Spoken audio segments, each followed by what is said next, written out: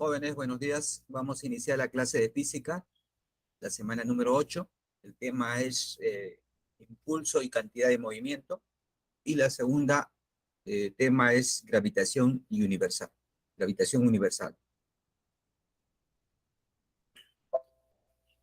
En esta clase lo que vamos a dar es las definiciones de impulso y cantidad de movimiento. Así también como vamos a describir el teorema que une, pues, el teorema del impulso, del teorema del impulso y la cantidad de movimiento, ¿no? Luego empezaremos con el tema de choques o colisiones, ¿no? Ahí vamos a distinguir dos tipos de colisiones, ¿no? Cuando es completamente elástica y cuando es inelástica, ¿no? En choques unidimensionales. Entonces definimos primero lo que es cantidad de movimiento, ¿sí? Como vemos, cantidad de movimiento es una cantidad vectorial, ¿sí? Que indica el estado dinámico de traslación de un cuerpo. A ver, un momentito. Traslación de un cuerpo.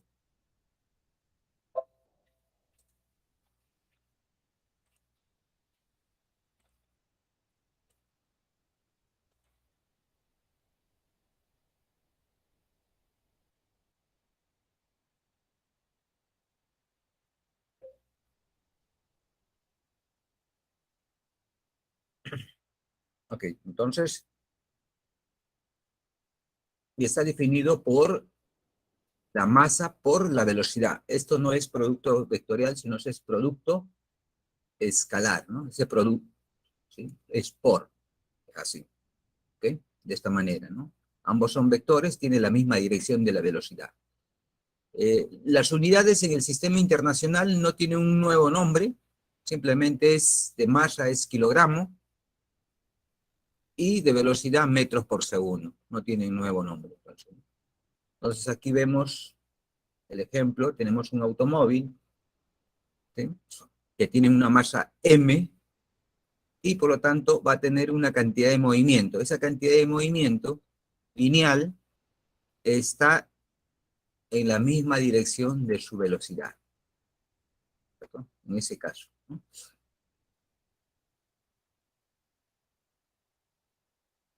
Observaciones.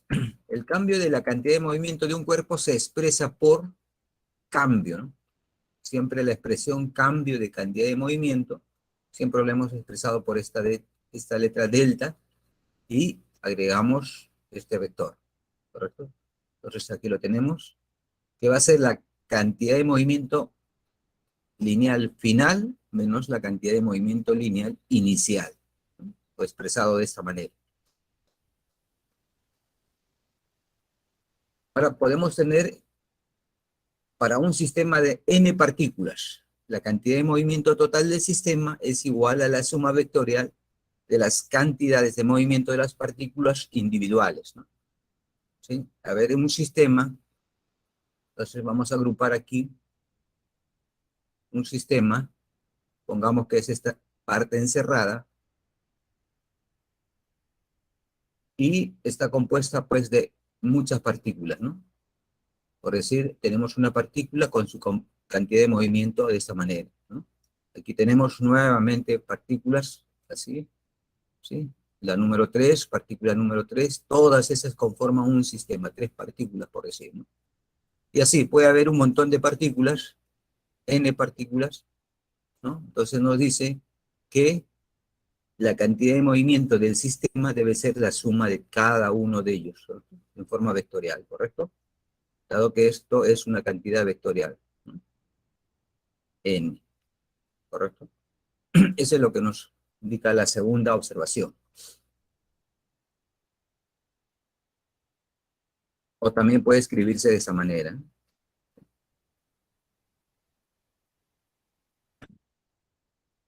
Ahora vamos a formular la segunda ley de Newton, pero esta se considera la más completa y pues está relacionada a la cantidad de movimiento lineal, ¿sí? Que indica que una fuerza resultante produce un cambio del momento lineal de la partícula durante un intervalo de tiempo, ¿no? O sea, acá tenemos cambio, es delta de P, y esto es intervalo de tiempo, bueno, que está escrito, ¿no? Entonces, eso está definido de esa manera. Fuerza resultante debe ser igual al cambio de la cantidad de movimiento lineal dividido entre el intervalo de tiempo, ¿no? O escrito también de esta manera, ¿no? Entonces, aquí tenemos, pues, la fuerza resultante que va a producir, que produce un cambio del movimiento lineal, ¿ok? Entonces, son directamente, ¿sí? Una relación directa entre el cambio de la cantidad de movimiento y la fuerza resultante, ¿no? Todo eso en un intervalo de tiempo. Ejemplo, por decir, tenemos aquí el movimiento particular de una persona, está aplicando una fuerza para subir las escaleras, ¿correcto? Entonces lo que está sucediendo es que también está haciendo un cambio de momento, de movimiento lineal, ¿correcto? Ahora definimos lo que es impulso, ¿no? Es una cantidad vectorial por el símbolo que nosotros observamos, ¿sí? Que indica la acción de una fuerza durante un intervalo de tiempo. Acción de una fuerza durante un intervalo de tiempo, ¿no? A ver, para observarlo, podemos incluso hacer lo siguiente, ¿no?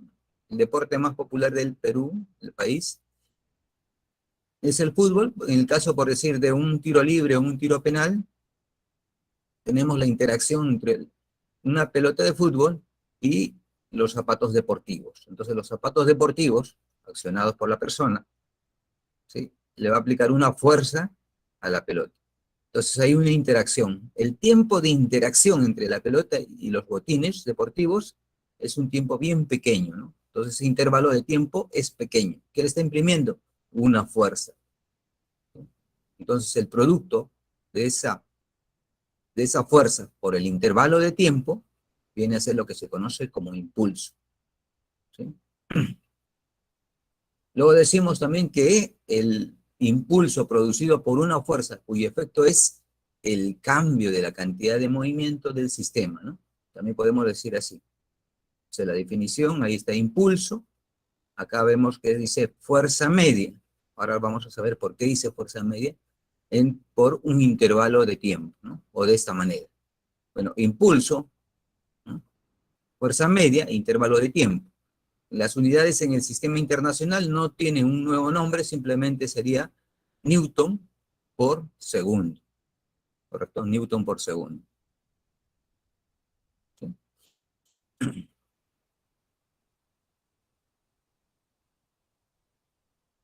Bueno, otro ejemplo de impulso es la acción que realiza, ¿no?, la raqueta y la pelota, sobre la pelota. ¿Qué imprime? Bueno, la raqueta le va a imprimir una fuerza, ¿sí?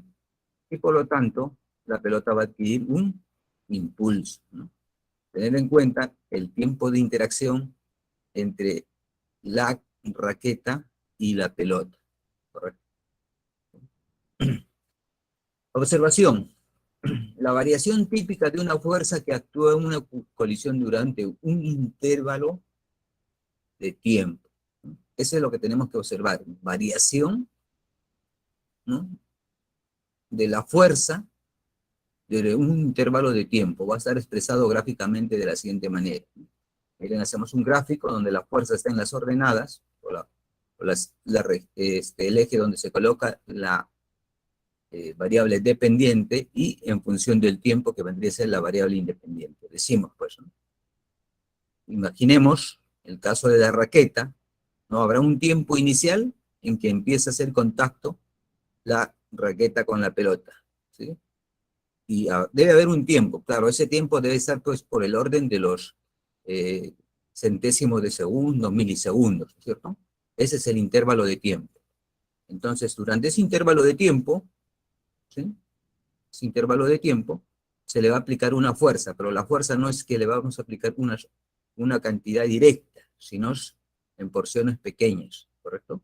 Así, por decir, para un tiempo, uno que le llamamos acá, ¿sí?, la fuerza, ¿cuánto sería? Aquí. Acá tenemos una fuerza 1. Para un tiempo 2, la fuerza va creciendo, ¿sí? Y acá sería fuerza 2, ¿correcto? Llegará un momento, pues, que ya se le aplicó la máxima fuerza, ¿correcto? La máxima fuerza, ¿sí? Ahí sería la máxima fuerza, ¿no? Y a medida que va avanzando el tiempo, va decreciendo esa fuerza, ¿sí? Decreció la fuerza y así. Llega a completar el intervalo de tiempo, decreció a cero, ¿no? Entonces, todas esas fuerzas son variables, como ven, ¿no? Variables durante el intervalo de tiempo, ¿ok? Durante ese intervalo de tiempo. Entonces, nosotros, ¿cómo podemos calcular, ¿no? Para una fuerza variable, en función del tiempo, el impulso? Entonces, lo que se realiza es lo siguiente, ¿no?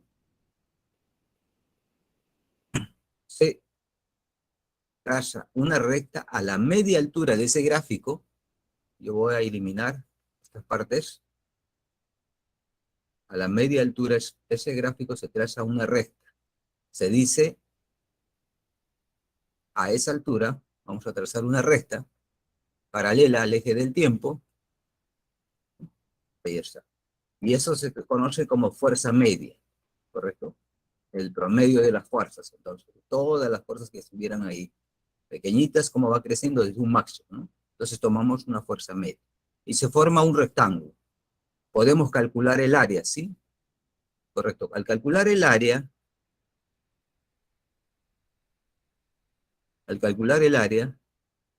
nosotros vamos a ver que uno de sus lados es la fuerza media y el otro lado es el intervalo de tiempo. Ese, esa área va a estar dada entonces por el impulso, ¿ok? Por el impulso. ¿No? Impulso, entonces, ¿no? Y de esa manera, pues nosotros definimos que el impulso también es un vector, decimos la fuerza media por el intervalo de tiempo, ¿correcto? En forma gráfica cuando la fuerza es variable, ¿no? ¿Ok?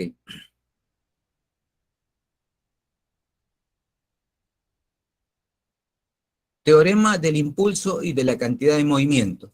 Veamos a ver cómo está relacionado. ¿Qué dice, no? El impulso producido por una fuerza media resultante sobre un cuerpo en un intervalo de tiempo es igual al cambio de la cantidad de movimiento del cuerpo, ¿correcto? Entonces, acá nos vemos que esta definición, fuerza media por el intervalo de tiempo, que va a ser el cambio de la cantidad de movimiento, ¿no? Y esta definición, ¿a qué es igual? Al impulso, ¿correcto? Impulso. Entonces, impulso es igual al cambio de la cantidad de movimiento. También podemos expresarlo de esta manera, ¿sí? De esta manera. Veamos el caso, ¿no? ¿Cómo es así? Tenemos pues otro deporte, es el béisbol, ¿no? Ahí tenemos la pelota que viene de derecha hacia la izquierda, ¿no? De masa M, ¿sí? Con una velocidad de sub cero, ¿correcto? Esto sería antes del impacto o la interacción del bate, ¿no? Que maneja el deportista con la pelota, ¿correcto? Su masa por velocidad inicial, ¿correcto? Eso sería cantidad de movimiento antes, ¿no es cierto? Inicial también podemos decir, ¿sí? ¿Qué va a hacer? Le va a imprimir una fuerza con el bate, ¿sí? ¿Durante cuánto tiempo? Un intervalo de tiempo T. Entonces lo que ha dado es un impulso, ¿sí? En la siguiente figura, después de que ha interactuado con el bate de la pelota cambia de dirección, de sentido, ¿correcto? Su dirección ha cambiado de sentido.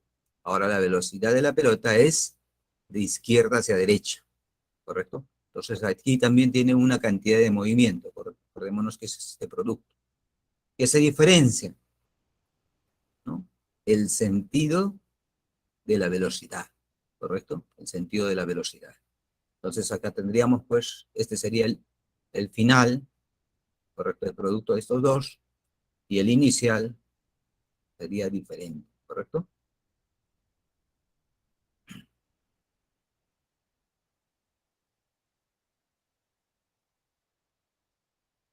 Principio de conservación de la cantidad de movimiento lineal. Adicionalmente, esto vamos a conocer, pues, o ya conocemos el principio de conservación de la energía. Ahora conocemos la conservación de la cantidad de movimiento lineal. ¿Qué nos dice? La cantidad de movimiento total de un sistema aislado permanece constante si la fuerza resultante externa que actúa sobre el sistema es nula. ¿Sí? ¿Cómo podemos entender esto? Entonces, aquí nosotros tenemos ya graficado un sistema, ¿sí? Todo lo que encierra la línea azul es un sistema, donde existen pues diferentes partículas de masa M, M1, M2, M3 y así Mn, ¿no? Todo eso conforma. Dice que la sumatoria de todas las cantidades de movimiento, ¿no?, iniciales, totales, debe ser igual en cualquier instante, ¿correcto? ¿Sí? Debe ser constante. Siempre y cuando que la sumatoria de fuerzas externas que se le apliquen a ese sistema, quiere decir que actúan fuerzas externas, por decir esta fuerza externa, ¿no?, u otra fuerza externa, ¿sí? Todas las fuerzas externas que se le pueden aplicar debe ser igual a 0. Si eso es así, quiere decir que la cantidad de movimiento se va a permanecer constante, ¿correcto?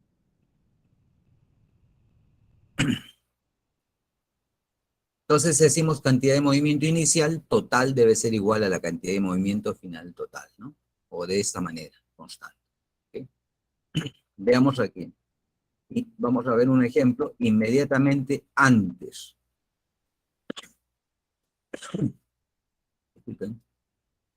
¿Sí? Tenemos una esfera, ¿sí?, de color verde, la vamos a llamar esfera A, y luego tenemos una esfera roja de color B. ¿Sí? La A tiene una cantidad de movimiento inicial A. La B va a tener una cantidad de movimiento igual a 0. Entonces, inmediatamente antes, la suma de ellas simplemente va a ser, ¿no?, total este valor, ¿correcto? El único valor que va a ser este.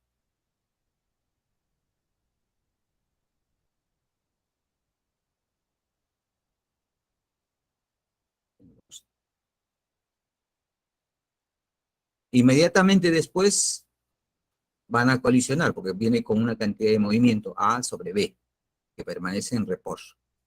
Entonces, después de la interacción que surge en esas dos esferas, A toma esta nueva dirección después, con cantidad de movimiento A, ¿no? Y la otra tiene otra cantidad de movimiento B.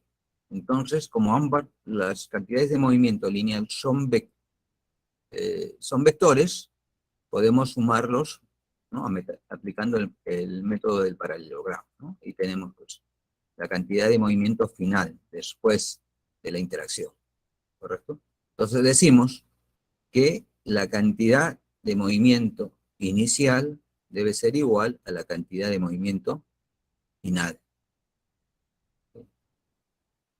Colisiones o choques también llamados, ¿no? Una colisión es una interacción que ocurre en un intervalo de tiempo pequeñísimo, ¿no? Muy pequeño, ¿no? Las colisiones son de dos tipos: colisión elástica y colisión inelástica. ¿Sí? En la colisión elástica, la energía cinética total se va a conservar, ¿correcto? Estamos hablando de energía cinética total se conserva, ¿no? Entonces decimos energía cinética antes de la colisión debe ser igual a la energía cinética después de la colisión. Tenemos esa ecuación. Entonces veamos un ejemplo, ¿sí? Tenemos nuevamente la esfera roja de masa M1, que tiene una velocidad inicial v sub 0,1, y otra masa de color verde con masa M2, pero su velocidad inicial va a ser 0, que quiere decir que está en reposo, ¿correcto? Después de la colisión, vamos a tener M1 con su propia velocidad después de la colisión, v sub 1, y la otra esfera M2 con su propia también velocidad, v sub 2. Entonces decimos, ¿qué va a suceder con la energía cinética? Se conserva, dice. Entonces veamos, antes, ¿cuánto vale esta relación? La única que contribuye a energía cinética es esta esfera, ¿no?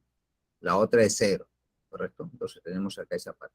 Mientras que después de la colisión, cada uno contribuye con su propia energía cinética, ¿no? Se cumple entonces el principio de conservación de energía cinética, ¿correcto? En una colisión elástica, ¿cierto? Y en una colisión inelástica, la energía cinética total no se va a conservar. ¿Qué va a pasar con la energía si no se conserva? Entonces, parte de esa energía, lo que va a suceder es que se va a convertir probablemente por la fricción durante la colisión en energía calorífica. Otro tipo de energía que no es mecánica, en este caso sería, pues, si es fricción, podría ser energía calorífica, ¿correcto? Que produce eso, ¿sí? De ahí decimos, pues, que energía cinética antes de la colisión es igual a la energía cinética después de la colisión, más una cantidad de energía que es disipada, ¿no? No es mecánica, sino podría ser energía calorífica, ¿correcto? Entonces, energía mecánica durante el choque, ¿no? Entonces, veamos un ejemplo. Antes del choque, nuevamente vemos las esferas de masa 1 con su velocidad inicial, y tenemos la otra masa, M2, con su velocidad inicial 0. Después del choque, hablando ya de colisión, pero vamos a decir que sea colisión totalmente inelástica. Cuando está totalmente inelástica, hablaremos pues que la masa 1, la masa 2, es como quedan adheridas, juntas, ¿no? Todas se vuelven un solo cuerpo, ¿correcto? Todas se actúan como si fuera un solo cuerpo. Y por lo tanto, también después del choque o la colisión, lo que va a suceder es que van a tener su misma velocidad las dos puntas, ¿correcto? Esto cuando sucede es cuando el choque es totalmente inelástico, ¿correcto? ¿Sí? Entonces ahí probamos sus energías. Bueno, nosotros sabemos que la única que contribuye con energía cinética es la masa 1 con su velocidad inicial, expresado aquí, en esta ecuación, y las otras dos actúan como una, si fuera una sola masa, entonces también tenemos su energía cinética. En ese caso, pues, durante el momento de adherirse, juntarse, han perdido energía mecánica, se ha disipado en energía calorífica, es por lo tanto la energía inicial es mayor que la energía después de la colisión. ¿Okay?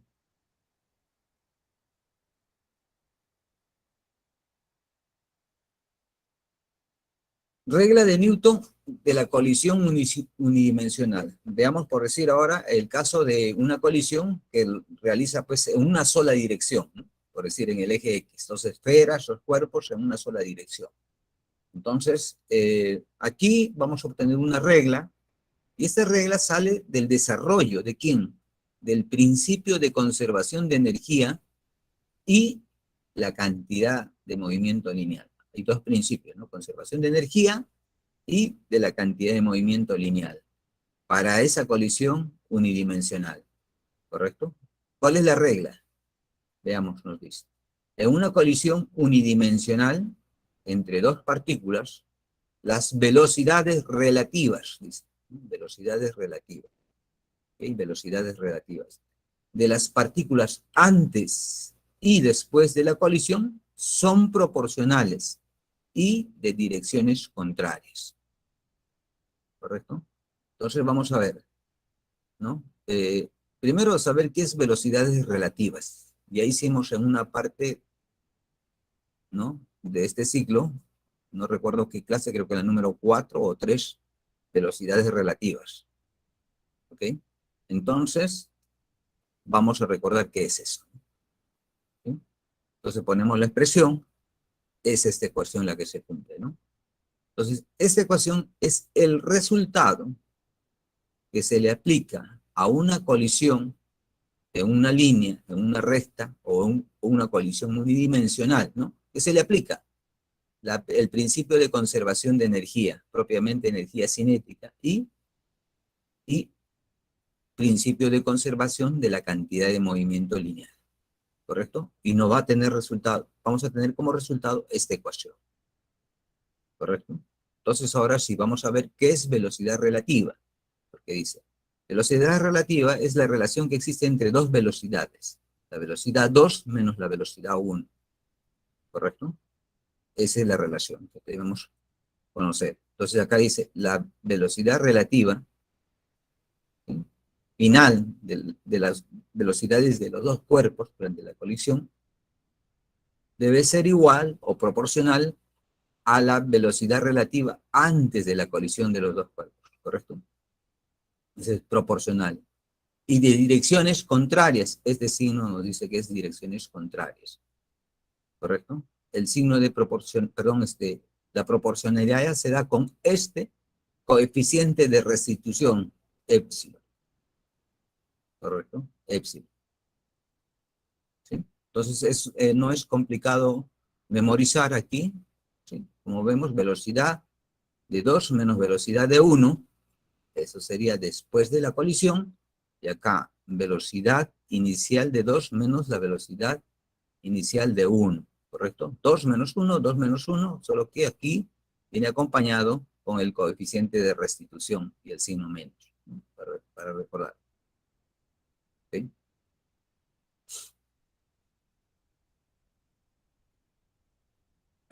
Este coeficiente de restitución es propio, ¿no? Este valor se obtiene experimentalmente y es propio, pues, de los cuerpos que van a colisionar, por decir, ¿no? Dos esferas de acero, por decir, colisionan, tendrán su propio coeficiente de restitución. ¿Correcto? Si es de cobre, tendrán otro valor, su coeficiente de restitución. Si es de algún polímero, tendrán otro valor. ¿Sí? Entonces, el coeficiente de restitución es un indicador del grado de elasticidad de la colisión. ¿Qué quiere decir? ¿No? Que el cobre, el polímero, ¿no?, el acero, qué sé yo, todos tienen su grado de elasticidad y por lo tanto tienen su coeficiente de restitución, ¿no? Y su valor está comprendido entre 0 y 1, ¿no? ¿Y cuándo es 0? Cuando la colisión se llama totalmente elástica. O sea, cuando es 1, se llama totalmente elástica. Y cuando es 0, la colisión se llama totalmente inelástica. ¿Correcto? Entonces ahí está, ¿no? Bueno, terminado esta parte de colisión y cantidad de movimiento, ahora vamos a hacer lo que es la gravitación universal y el movimiento planetario, ¿no? Entonces aquí veremos, pues, eh, primero, qué es la gravitación universal, ¿sí? Y después veremos las leyes de Kepler, ¿correcto? Nosotros sabemos, pues, que nuestro planeta orbita alrededor del Sol, ¿sí? Esa representación está en la figura del lado izquierdo. Así como tenemos el sistema solar, deben existir otros sistemas solares, ¿no?, y conformar lo que se llama las galaxias, ¿no? Esa es la representación que aparece en el lado derecho, ¿no? Entonces, miles de parecidos a nuestro sistema solar existen y todos juntos comprenden una galaxia, ¿no? Entonces, vamos a lo que nos interesa a nosotros, es la gravitación universal. Desde el inicio de clase les había indicado, pues, que todos los cuerpos que tengan masa tienen una propiedad intrínseca. Intrínseca quiere decir, no vamos a revisar por qué, ¿no? Lo dejamos para los filósofos. Lo que sí evidenciamos es que existe, que todo cuerpo que tiene masa en su entorno crea un campo gravitacional. Todos los cuerpos, ¿no? Desde el electrón, que tiene una masa muy pequeñita, muy pequeñita, hasta, por decir, nuestro planeta Tierra, que tiene también una gran cantidad de masa. Y si vemos el Sol, todavía tiene mucho más masa, ¿no? ¿Sí? Entonces, ¿qué va a haber? Una fuerza de atracción. En el caso, por decir, del sistema planetario, el Sol, como tiene una gran masa, atrae a los planetas que están orbitando alrededor de él. Hay una fuerza de atracción, ¿sí? esa fuerza de atracción se llama fuerza gravitacional. ¿Ok? Veamos entonces. ¿Qué nos dice la ley de Newton de la gravitación? Dice, la magnitud de la fuerza de atracción entre dos partículas en el universo, se está hablando en forma general, es directamente proporcional al producto de sus masas e inversamente proporcional al cuadrado de la distancia que los separa, ¿no? Entonces, en una ecuación, nosotros podemos colocar lo siguiente, ¿no? ¿Sí? Esa fuerza gravitacional,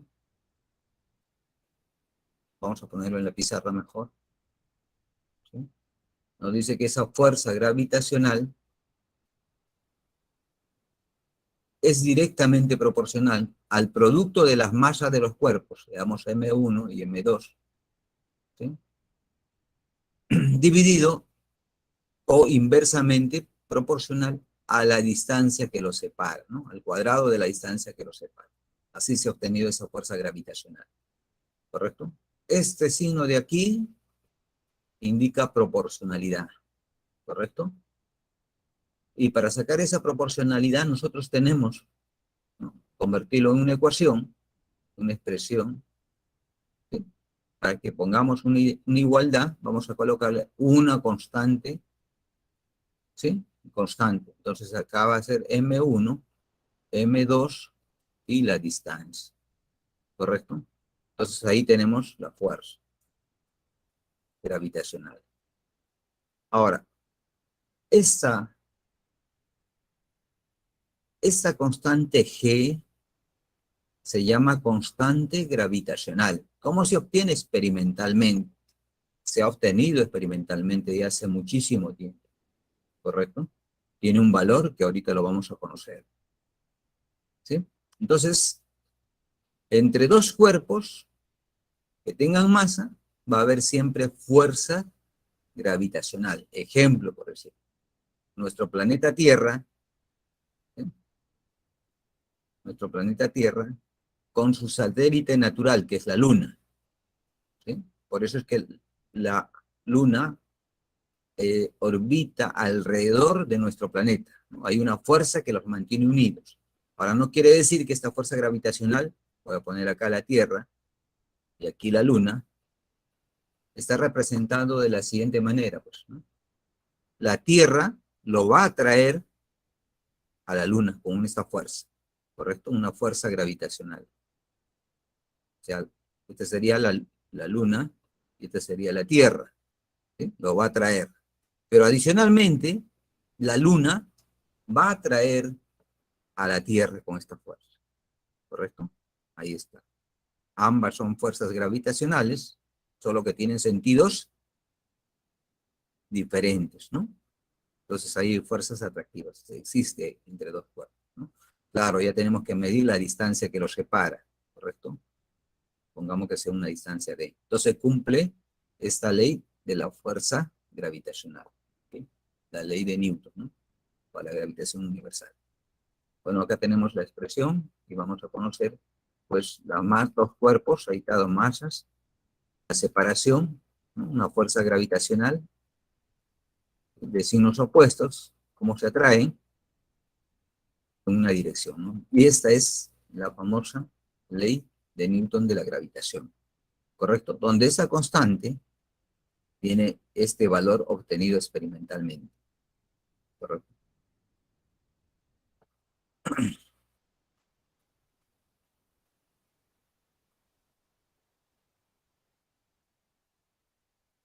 Definición de campo gravitatorio. Bueno, entonces todas las partículas que tengan masa crean en su entorno un campo gravitacional. Ejemplo, por decir, aquí tenemos el planeta Tierra y vemos pues que estas líneas de campo gravitacional son entrantes, ¿cierto? Entrantes, esa es la dirección que se ha asumido, son entrantes, ¿no? En razón también a que si nosotros colocáramos cualquier objeto sobre la superficie terrestre, ¿no?, son atraídas a su superficie, pero idealmente están atraídas a su centro geométrico, ¿no? Considerando pues que nuestra planeta Tierra es una esfera, entonces estaría atrayéndose hacia el centro geométrico. ¿Sí? ¿Sí? Y bueno, que estas líneas son imaginarias, no existen, no son imaginarias, ¿sí? Entonces, yo quisiera probar que efectivamente este planeta Tierra existe un campo gravitacional. Lo que yo voy a hacer es lo siguiente, voy a colocar pues sobre la superficie una partícula. Si esta partícula, ¿no?, cerca de la superficie, experimenta una fuerza, digo, en esta región existe un campo gravitacional, ¿correcto? Entonces colocamos una partícula M, ¿sí?, y experimenta una fuerza gravitacional. Entonces, a partir de ahí decimos que existe un campo gravitacional, ¿sí? Y ese campo gravitacional es igual a la fuerza gravitatoria sobre la masa. Entonces, ¿cómo nosotros vamos a recordar eso? Pues nosotros sabemos que existe una fuerza, la segunda ley de Newton de esta expresión, masa por aceleración, pero acá le ponemos la aceleración de la gravedad. ¿Qué hacemos? Despejamos la aceleración y vamos a obtener esta expresión, ¿correcto? Entonces, el campo gravitacional es fuerza gravitatoria dividido entre la masa, ¿no? O de esta manera, ¿correcto? Variación de la aceleración de la gravedad. Vamos a ver. Y esto es bastante importante, ¿no? La magnitud de la aceleración de la gravedad es directamente proporcional a la masa del planeta e inversamente proporcional al cuadrado de la distancia medida desde el centro del planeta. ¿Correcto? Así. ¿Correcto? Imaginemos, pues, ¿no?, que nosotros, para aclarar eso, tenemos nuestro planeta Tierra. Vamos a ir por lo que nosotros conocemos, ¿cierto? Listo. Tiene su radio R, ¿correcto? Este es su radio del planeta Tierra. Y nosotros estamos por aquí, en una posición determinada, ¿sí? Como personas tenemos una masa M. La masa del planeta Tierra es esta, ¿correcto? ¿Sí? ¿Cómo vamos a recordar toda la expresión que yo le estoy indicando? ¿Sí? Entonces, como es el centro geométrico de la Tierra, considerado como una esfera, tiene un radio R, ¿no? Y sea nuestro cuerpo, nosotros como personas estamos sobre la superficie. ¿A qué distancia estamos alejados del centro? El radio R, ¿correcto? ¿Sí? Entonces nosotros sabemos lo siguiente, ¿no?, que la masa por la gravedad en la superficie de la Tierra, porque estamos midiendo justo en este punto, en la superficie de la Tierra, gravedad en la superficie de la Tierra. ¿Y este producto qué cosa es? Peso. Peso es una fuerza gravitacional. Eso debe ser igual, ¿no?, lo igualan ustedes a la, ¿cómo se llama?, a la fuerza gravitacional, ¿no? Entonces decimos la masa por la masa de la persona dividido, pues, entre la distancia. Pero esta distancia, ¿cuánto es? R. Y este sería R al cuadrado, ¿correcto? ¿Sí? Entonces, ¿qué hacemos nosotros para recordar? Cancelamos la masa pequeña y vemos que la gravedad, o el campo en la superficie de la Tierra simplemente va a estar dada por la constante universal, la masa, y R al cuadrado, ¿correcto? Eso es lo que podemos recordar, ¿sí? Esta expresión, ¿dónde lo vemos? Aquí, ¿no? ¿Sí? Entonces, esto es en la superficie de cualquier planeta, ¿correcto? Dice distancia desde el centro del planeta, es como que si tuvieran el radio del planeta, ¿ok? Bueno, veamos aquí, tenemos por decir un astronauta en la superficie, ¿no? Supongamos, radio R, masa de la Tierra, la masa del astronauta, ¿correcto? Está sobre la superficie. Por lo tanto, experimenta, ¿no?, una fuerza gravitacional. Supongamos ahora que la distancia es mayor al radio del planeta Tierra. ¿Qué hacemos? Trazamos la distancia, pues, ¿no? Esa distancia es D, ¿correcto? ¿Sí? Entonces, ¿qué ha pasado si no es el radio, si no está sobre la superficie? R es menor que D. ¿Qué ha pasado? Si D crece, ¿qué pasa con el campo gravitacional?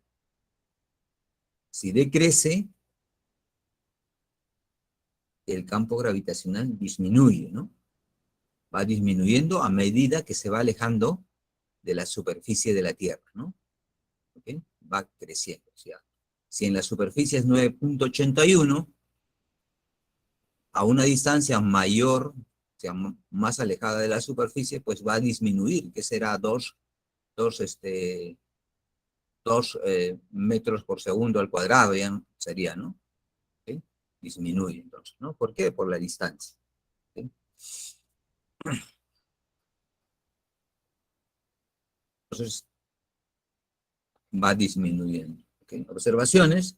En la superficie del planeta se tiene que, bueno, la distancia es igual a R y tenemos de esta manera, ¿no? ¿Okay?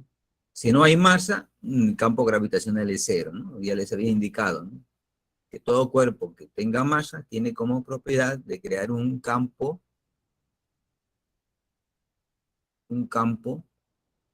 gravitacional en su entorno, ¿no?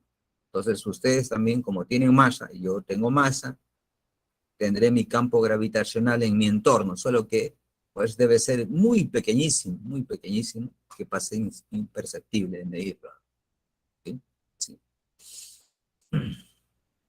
Tercera observación, para órbitas circulares de satélites. La segunda ley de Newton se va a escribir así. La fuerza gravitacional va a ser igual, equivalente, a la masa o la aceleración centrípeta que experimente el satélite. ¿Correcto? ¿Sí? Entonces aquí tenemos, esto de aquí es la fuerza gravitacional, y esto ¿qué cosa es? La fuerza centrípeta. Aquí lo único que hemos hecho es que esta velocidad v al cuadrado la hemos convertido pues a velocidades angulares, ¿correcto? Relación a velocidades angulares. ¿Okay? Bueno, acá tenemos nuestro planeta y nuestro satélite natural, la Luna, ¿cierto? Tenemos a una distancia r, la masa de la Tierra, la masa de la Luna, tiene su velocidad tangencial, su velocidad angular y tiene su fuerza gravitacional. Esa fuerza gravitacional va a ser pues equivalente, ¿no?, a la fuerza centrípeta que experimenta ¿quién? La Luna, ¿no?, para este caso. O también pues un satélite, ¿no?, los satélites de comunicación que son lanzados, colocados en el espacio.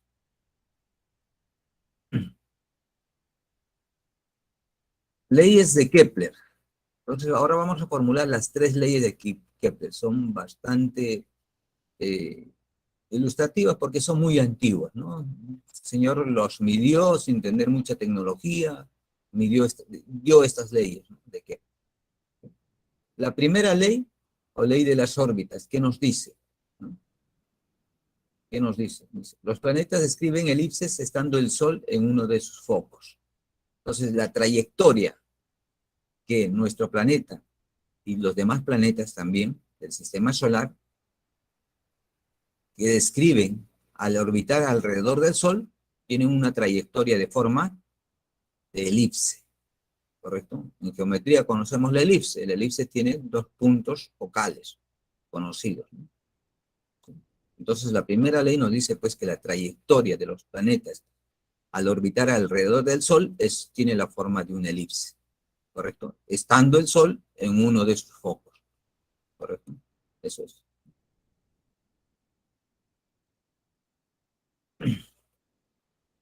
La segunda ley de Kepler, también se dice la ley de las áreas. ¿Qué nos dice? El radio vector, hay que describir qué es esto, radio vector, desde el Sol hasta un planeta, describe áreas iguales en intervalos de tiempos iguales. Veamos eso en el siguiente gráfico, ¿correcto? Bueno, aquí el Sol está uno de los focos. Y dice, yo voy a trazar un radio vector desde el Sol hacia la posición de un planeta. Imaginemos que sea esta la posición inicial, ¿correcto? Trazamos ese radio vector. Ahí está. Pasado cierto tiempo, el planeta está orbitando, siguiendo la trayectoria, ¿no?, elíptica, ¿sí? Se posiciona, ¿sí? Pues se posiciona, cambia su posición. Trazamos otro radio vector en esa posición. Entonces lo que ustedes ven es se va a formar una área. Le llamamos A1. Pero ¿en cuánto tiempo lo va a realizar? En un tiempo T sub 1. ¿Correcto? Entonces ahora hacemos para otro tiempo, perdón, para otro instante, ¿no? Que el planeta Tierra o cualquier otro planeta del sistema solar se encuentra en esta posición. Trazamos nuevamente su vector, su radio vector, del Sol a donde está la posición del vector. ¿Qué hacemos? Pasado un cierto tiempo, trazamos otro radio vector y tiene un área 2. Entonces, el tiempo, o mejor dicho, las áreas A1 y A2, dice, deben ser iguales, siempre y cuando T1 sea igual a T2. ¿Sí? Los tiempos sean iguales. O sea, T1 para este caso y T2 deben ser iguales. Eso es lo que nos dice la segunda ley de Kepler o ley de las áreas. Bien, entonces, o la relación de área sobre tiempo debe ser constante, ¿no? En cualquiera posiciones de los planetas. Tercera ley o ley de los periodos. Entonces, creo que ya sabemos lo que es periodo. En todo caso, vamos a recordar, ¿no? El periodo que nuestro planeta orbita alrededor del Sol, o sea, hace una revolución, una vuelta completa, es 365 días, ¿sí? 365 días. Ese sería nuestro periodo. Cada planeta, pues, tiene su periodo. Entonces, ¿qué dice? Tercera ley o ley de los periodos. Dice, el cuadrado del periodo de revolución, vamos a ponerlo acá, el cuadrado del periodo de revolución de un planeta es directamente proporcional al cubo de la distancia promedio, entre el planeta y el Sol. ¿Correcto? Nos dan esta relación. ¿Ok? De esta relación lo que podemos salvar es lo siguiente. Esta proporcionalidad le podemos poner una constante, ¿cierto? T. Ponemos una constante cualquiera, llamemos esta constante así, ¿sí? D al cubo, y ya está la igualdad. Ahora lo que voy a hacer es T, dividirlo entre la distancia al cubo y queda la constante. ¿Correcto? Entonces, si nosotros tratamos de analizar entre los planetas el periodo entre la distancia de separación del planeta y el Sol, ¿no?, elevado al cubo, siempre va a ser constante. Debe ser una constante. Eso es lo que nos está diciendo, ¿no? ¿Sí? Así, constante. ¿Ok? Si hubiera alguna pregunta, por favor, pueden hacerlo a través del chat. ¿Sí? Eso sería toda la parte teórica. ¿Hay comentarios, preguntas, inquietudes, dudas? No veo ni una pregunta, no sé, que todavía no la formulen.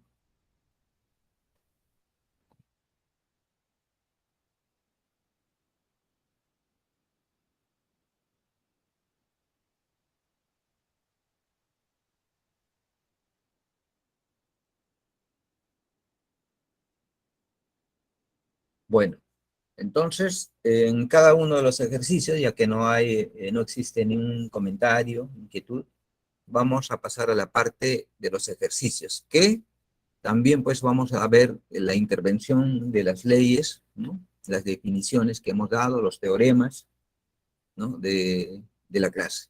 Entonces vamos a la parte de los ejercicios.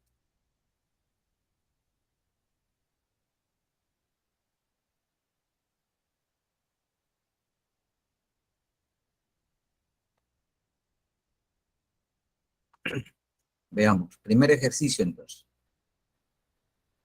Dice, dos bolas A y B de masas iguales, 400 gramos, se mueven sobre una mesa horizontal con velocidades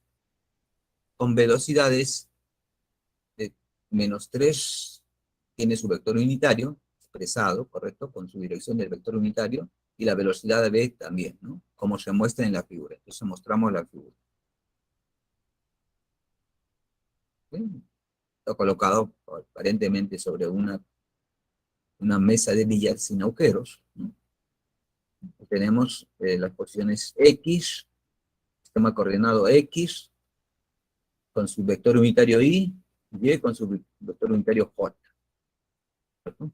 Tenemos la primera esfera de color azul, A, tiene su dirección de derecha hacia izquierda, velocidad de A, y la esfera de color rojo tiene su dirección en función al eje y el vector unitario J, ¿no? ¿Correcto? ¿Sí? Determine la magnitud de la cantidad de movimiento resultante del sistema. Entonces nos están diciendo que calculemos o determinemos la magnitud del vector de la cantidad de movimiento. Como sabemos, este vector o la cantidad de movimiento es una cantidad vectorial, nos queda en su magnitud, podemos escribirla de esta manera, y eso es nuestra incógnita, ¿no? Despreciemos, dice, toda fricción. Entonces, ¿qué vamos a hacer aquí? Entonces tenemos ahí las dos esferas o dos bolas con sus respectivas velocidades y sus direcciones, ¿correcto? Nosotros sabemos que las esferas tienen masas iguales, entonces pues las masas por su velocidad tienen cantidad de movimiento, ¿correcto? Como tienen cantidad de movimiento, lo que vamos a hacer es simplemente sumar eso vectorialmente, ¿no es cierto? Trasladando ¿qué? Los vectores de cantidad de movimiento. Como son dos, le aplicamos el método del triángulo, ¿correcto? Entonces aquí colocamos cantidad de movimiento de A, nosotros sabemos, esto es igual simplemente a la masa por su velocidad de A, ¿correcto? Lo mismo hacemos con B, pero a continuación, como vamos a sumar, a continuación, este sería B. B también es la masa por la velocidad de B, ¿correcto? Y unimos pues el inicio del vector cantidad de movimiento en A con el final del vector cantidad de movimiento en B, ¿no es cierto? Hemos aplicado el método del triángulo y tenemos pues la resultante, ¿no? Este vector de aquí, cantidad de movimiento que es la resultante, es la suma vectorial de estas dos cantidades de movimiento. Lo, lo expresamos, ¿no? Ahí está. ¿Ok? Y nosotros sabemos pues cuál es la cantidad de movimiento de cada uno. Lo reemplazamos. Ahí está, ¿no? ¿Sí? Ahora, aquí vamos a factorizar las masas, ¿no? Factorizamos la masa, ¿sí? Y reemplazamos las velocidades, porque esos son datos, ¿correcto? Son datos, solo que uno es, A es negativo, 3 menos I, y el otro es 4J, ¿correcto? Con sus vectores unitarios que hemos reemplazado. Las unidades de la cantidad de movimiento, hemos indicado que no tiene un nombre especial, simplemente es la masa, que es kilogramos, por su velocidad metros por segundo. Listo, entonces ahora sí, ¿qué hacemos para encontrar su magnitud? Bueno, lo que conocemos como módulo, ¿sí? Ese módulo sabemos que es igual a la componente, a la raíz cuadrada de los cuadrados de sus componentes. ¿No es cierto? Ese sería pues al cuadrado más, ¿sí? Reemplazamos, hacemos lo mismo, ¿sí? La magnitud de la cantidad de movimiento del sistema, entonces es simplemente sacar la raíz cuadrada, ¿correcto? De sus componentes, ¿no? Menos 3 cuadrado más 4 al cuadrado, ¿no? Esto queda factorizado. Operando, vemos que sale 2 kilogramos por metros por segundo. Y la respuesta de este ejercicio sería entonces la letra B.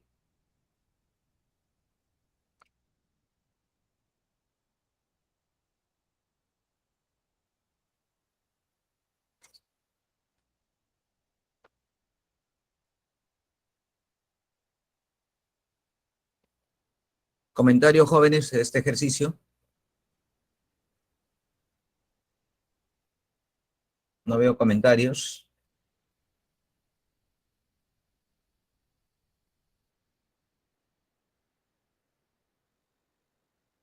No veo comentarios. Entonces vamos al ejercicio número 2.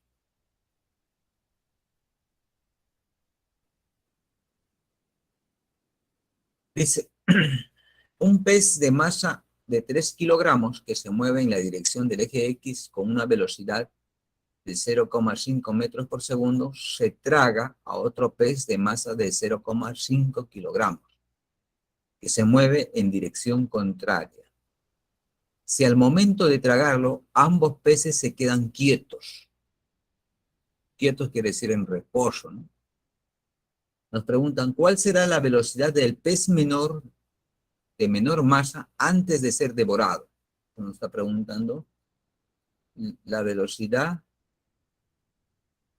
del pez de menor masa antes de ser devorado, ¿correcto?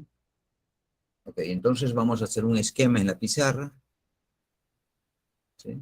Lo que sucede. Yo voy a representar un pez de esta manera, ¿correcto? Este sería el pez grandazo, ¿no?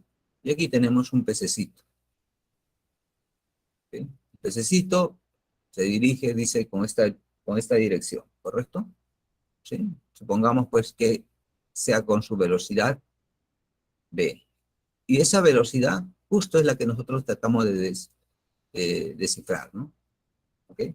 Entonces ese pececito tiene una masa pequeña, el pez grandazo tiene una masa así, y el pez grande también viene con su velocidad, ¿sí? De izquierda hacia derecha, ¿correcto? Entonces vemos aquí que tenga pues dos cantidades, ¿no? Masa y velocidad, que es cantidad de movimiento lineal, ¿no? Aquí también masa por su velocidad, cantidad de movimiento. Esto es antes que el pez grande se engulla al pequeño, ¿correcto? Eso es antes, ¿no? Entonces, dos condiciones de la cantidad de movimiento antes. Y después, ¿qué pasa? Después, pues, lo que va a suceder es que el mayor se engulla al primero, ¿no? Ahí está el primero, ¿sí? Y el mayor tiene su masa. Dice que en ese instante su velocidad de ambos, le voy a llamar así, después su velocidad es igual a cero. Y quiere decir que se quedan quietos, ¿correcto? Se quedaron quietos, ¿no? ¿Okay? Y lo que nos están pidiendo es lo siguiente, ¿no?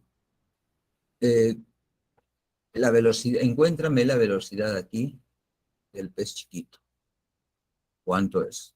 Entonces, ¿qué aplicamos? Tenemos dos casos entonces, ¿no? Primero, dividido, pues la parte superior es antes y esto es después. ¿Ok? Después. ¿Qué está sucediendo? Hay cantidad de movimiento antes y cantidad de movimiento después, ¿sí? Entonces aquí tenemos que aplicar ¿qué cosa? El principio de conservación de la cantidad de movimiento, ¿no? Entonces aplicaríamos pues cantidad de movimiento antes debe ser igual cantidad de movimiento después. Correcto. Bueno, antes, ¿qué tenemos? Pues antes vamos a tener la masa del pez grande por su propia velocidad, que es data, ¿correcto? Y la masa del pez pequeño con su velocidad, pero esa velocidad es nuestra incógnita, ¿sí? Y aquí la cantidad de movimiento, después, bueno, sumaremos pues la masa grande por la masa pequeña, pero al multiplicarlo con la velocidad que dice que es cero, porque se va a quedar en reposo, entonces la cantidad va a ser igual a cero después, ¿no? Entonces todo eso va a ser después igual a cero. Entonces, ¿qué nos queda? Más que nada, ¿sí? Igualar la cantidad de movimiento antes, todo eso ¿a quién? A igual a cero. ¿Correcto? Eso es lo que vamos a hacer. Entonces ahí tenemos, bueno, el esquema creo que está preparado. Ahí tenemos el pez grande con su masa, ¿sí? con su propia velocidad, mientras que el pez pequeño, si logran distinguirlo, está muy pegado, muy pequeño, ¿sí? Aquí está, ¿sí? Con su velocidad v, esa v, que va de derecha a izquierda, sentido contrario a la velocidad del pez grande, ¿no? Y masa m pequeña, ¿no? ¿Sí? Eso sería antes. Después vemos que el pez pequeño ahora ya aparece dentro, se lo ha engullido el grandazo, ¿no? Y su velocidad es cero, ¿correcto? Como el movimiento es unidimensional, entonces aplicamos el principio de conservación de la cantidad de movimiento para el caso lineal, ¿correcto? Entonces hay cantidad de movimiento antes, cantidad de movimiento después. Reemplazamos entonces. Antes, masa por su velocidad, y el otro también masa por su velocidad, ¿no? El otro, cantidad después, es masa por su velocidad, pero es cero porque esta cantidad es igual a cero, ¿correcto? Por lo tanto, todo es cero. Igualamos entonces todo esto de aquí, igual a cero. De aquí despejamos la velocidad del pez pequeño, la b minúscula, ¿no? Que es nuestra incógnita, ¿correcto? Despejamos, ahí está. Entonces ahora sí evaluamos. ¿Tenemos la masa del pez pequeño? Sí, ¿no? Nos dan 0,5. Y del grande también nos dan, que es 3 kilogramos. Y la velocidad del grande también nos da. Entonces reemplazar nada más todos los datos aquí y obtenemos que la velocidad al operar sale menos 3 metros por segundo. ¿Ok? Claro, se ha considerado un sistema de referencia que hacia el lado derecho es positivo y al lado izquierdo es negativo, ¿no? Por esa razón sale negativo. Respuesta a la letra B.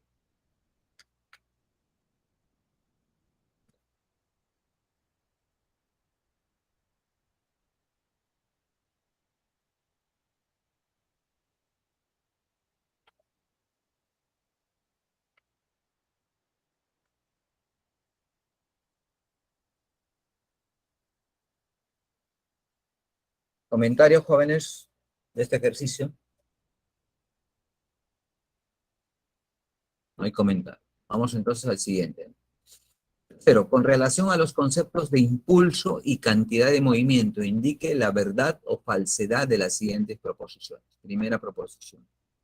Si la fuerza neta sobre una partícula es nula, su cantidad de movimiento se conserva. ¿Ok? Entonces vamos a ver eso. Dice, si la fuerza neta sobre una partícula es nula, su cantidad de movimiento se conserva. Entonces vemos acá hay fuerza neta y cantidad de movimiento. Dos parámetros, ¿correcto? ¿Sí? Que hemos revisado. Entonces, ¿qué nos está diciendo aquí? Hay fuerza y también hay cantidad de movimiento, ¿correcto? ¿Sí? Ahora, lo que tenemos que preguntarnos, ¿qué une la fuerza y la cantidad de movimiento? Entonces, aquí nosotros vemos, pues, les había indicado que la segunda ley de Newton también se puede escribir de la siguiente manera, ¿no? ¿Sí? ¿Cómo se escribía? Bueno, aquí lo vamos a hacer. La segunda ley de Newton nos dice que la fuerza resultante que se le aplica a un cuerpo va a producir, ¿qué cosa? Un cambio de la cantidad de movimiento, ¿correcto? ¿Eso durante cuánto? Un intervalo de tiempo. Esta es la formulación de la segunda ley de Newton, ¿correcto? ¿Sí?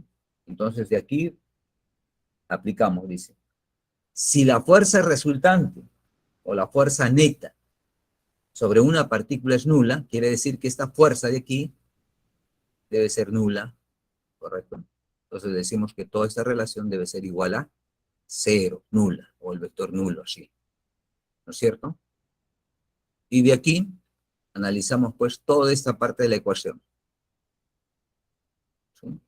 Para que sea nula o cero, ¿qué término en esta fracción debe ser cero? La cantidad de movimiento, ¿correcto? La cantidad de movimiento. Entonces decimos pues que la cantidad de movimiento de delta de P debe ser igual a cero, ¿correcto? Y nosotros conocemos que esa delta de P es cantidad de movimiento, que quiere decir cantidad de movimiento final, ¿no? cantidad de movimiento final menos cantidad de movimiento inicial, y eso es igual a 0. Entonces, de esa misma ecuación vemos, pues, al despejar, cantidad de movimiento final debe ser igual a cantidad de movimiento inicial. ¿Qué está pasando? Que la cantidad de movimiento es constante, ¿sí? O se conserva, ¿cierto? Es constante o se conserva, ¿correcto? Eso es lo que hemos visto. Entonces, nosotros aquí tendríamos que responder que eso efectivamente es correcto, correcto, ¿ok? Correcto. Ahí vemos todo el desarrollo, pues es constante, por lo tanto la afirmación es verdadera, ¿cierto? Verdadera, ¿ok? Está verdadera.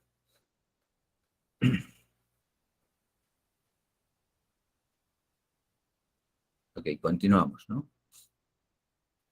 Con la siguiente proposición, dice. En un choque de dos cuerpos siempre se conserva la cantidad de movimiento. Dice, primero acá la palabra siempre, ¿sí? Quiere decir que es como una ley, siempre, para todo. Es lo que está afirmando esta proposición. Se conserva la cantidad de movimiento, incluso dice, de cada cuerpo. De cada cuerpo. ¿Qué quiere decir? Hay dos cuerpos, ¿no? Después de una colisión se va a conservar la cantidad de movimiento de cada uno de ellos, ¿no? Veamos, siempre, ¿no? Que eso quiere decir que no hay excepción, ¿correcto? Veamos un caso, ¿no? Sean dos bolas idénticas tales que, ahí vemos dos bolas, ¿no? Una de color verde y otra de color naranja, ¿no? Están en movimiento, ¿ok? ¿Sí? Y el movimiento es unidimensional, o sea, en una sola dirección, ¿correcto? Antes de, veamos cómo son sus velocidades antes, ¿ok? La bola verde va de izquierda hacia la derecha, mientras que la naranja su velocidad es de derecha hacia izquierda, por eso lleva el signo negativo, de acuerdo al sistema de referencia que estamos tomando, ¿correcto? Ojo a ese sistema. Y después de la colisión, ¿qué pasa? Después de la colisión, sus velocidades, miren, la esfera verde es negativa, mientras que la esfera de color naranja se vuelve positiva, ¿correcto? Entonces, antes y después nos estaban hablando, pues, que después de la colisión, su cantidad de movimiento se conserva o no se conserva, ¿sí? Antes, la verde, por decir, es esta. La masa por esta velocidad. Después es esta, tu masa por velocidad. Ah, pero tiene el signo menos, quiere decir que ya cambió.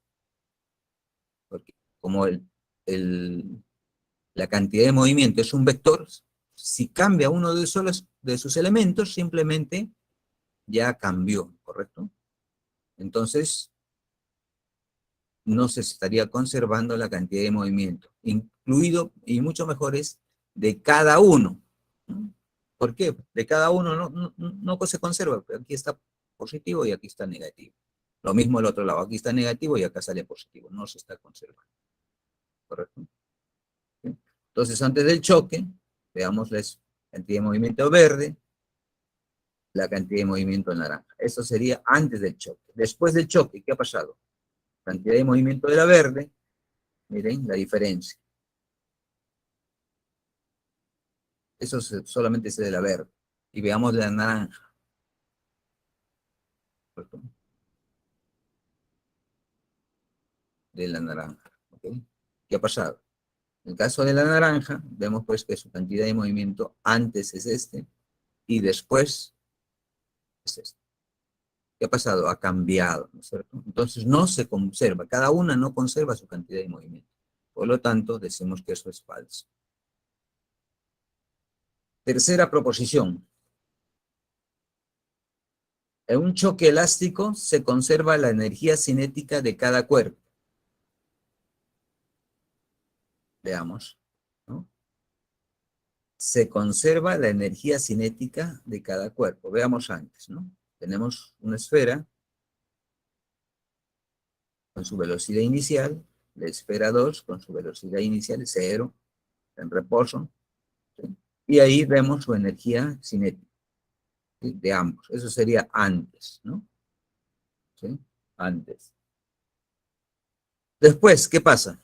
Después, la velocidad de uno, después de la colisión, es cero. De la otra, adquiere ¿qué cosa? Es V2, ¿correcto? Y su energía cinética ha cambiado, ¿no? Si bien es cierto, ¿sí? Ha cambiado. Entonces, acá también dice la energía cinética de cada cuerpo, ¿no? Por decir, la esfera uno, su energía cinética es esta. Después de la colisión, ¿cuál es su energía cinética? Es esta, cero, ha cambiado. Acá dice se conserva. Creo que eso está también errada, esa expresión, ¿no es cierto? Esa proposición entonces es falsa, ¿no? La respuesta es la A.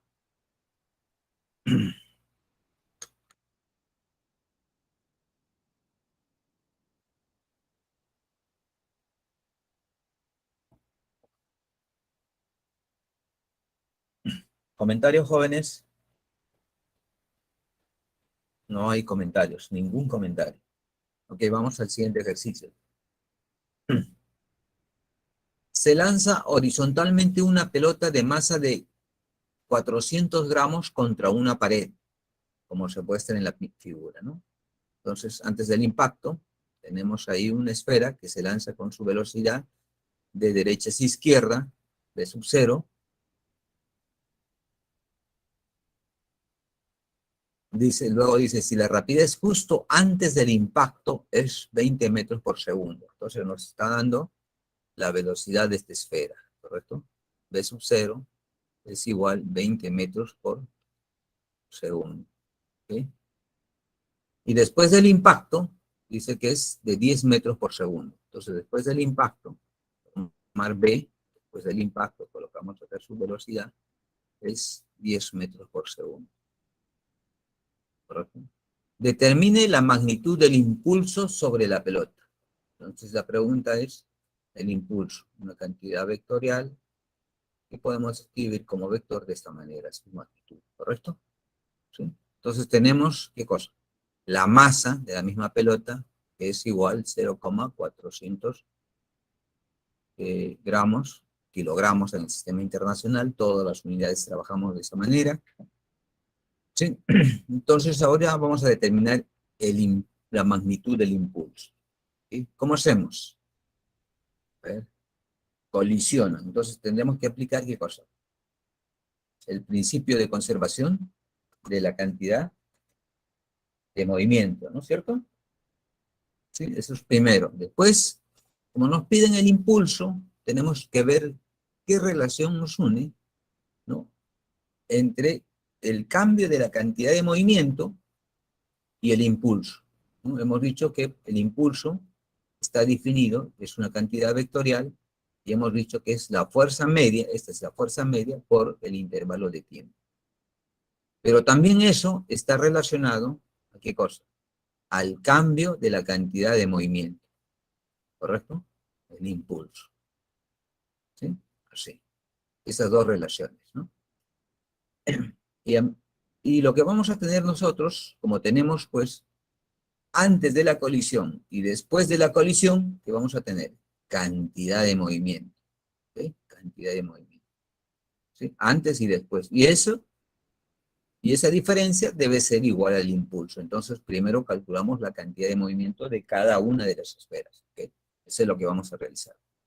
Entonces, veamos, ¿no?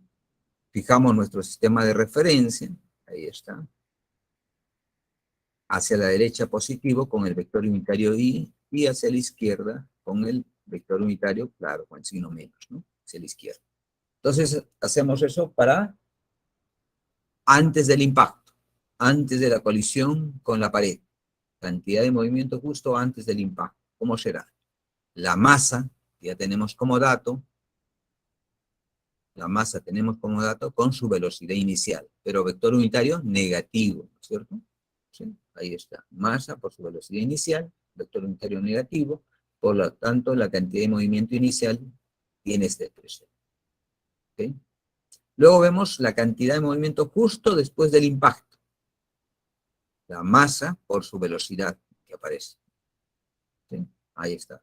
Y en la dirección del eje Y positivo, ¿no? Perdón, del vector unitario Y positivo. ¿Sí? Entonces aplicamos el teorema del impulso y la cantidad de movimiento, que nos dice que el impulso es la variación de la cantidad de movimiento, o más propiamente, podemos decir de esta manera, ¿no? Masa por su velocidad. Luego tenemos las cantidades de movimientos y de cada uno, ¿no es cierto? ¿Sí? Entonces lo reemplazamos. ¿Sí? Y es final, masa por velocidad inicial, ahí está por vector unitario, menos la cantidad de movimiento inicial, ¿correcto? Aquí está, reemplazamos. Al reemplazar, tenemos esta expresión, ¿sí? Y las velocidades son conocidas, ¿no? Una es de 10 y otra es de 20. Y la masa es 400 gramos, 0,4 kilogramos. Reemplazamos. Al reemplazar, vemos que sale 12 unidades en la dirección del eje Y positivo, Newton por segundo, ¿no? Las unidades no tienen un nuevo nombre del impulso, simplemente es Newton por segundo. ¿Correcto? Entonces, ¿qué hacemos? Bueno, pues encontramos el módulo de I. ¿Qué hacemos? Elevamos al cuadrado y le sacamos la raíz cuadrada a un solo, a este 12I, ¿correcto? Bien. Entonces la magnitud del impulso sale 12 newtons por segundo. La respuesta es la letra C.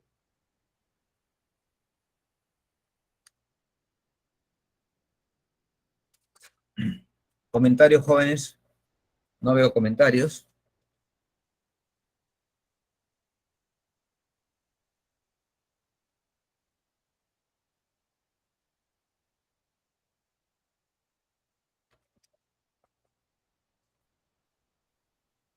Continuamos entonces.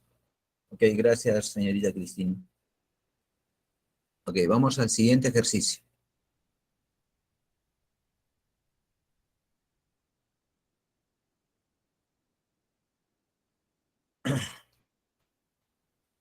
Cinco.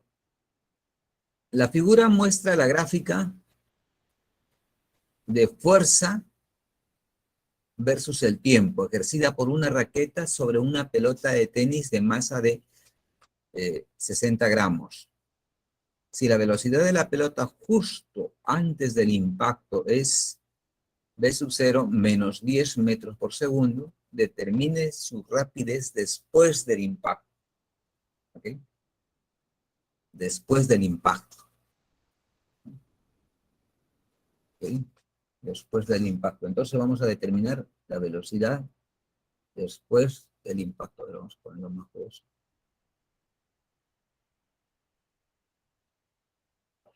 Sí, después del impacto, ¿cuánto es? ¿Correcto? Nos dan este gráfico. ¿Sí? Y pues lo que vamos a hacer es lo siguiente, ¿no? Observar cómo es eso.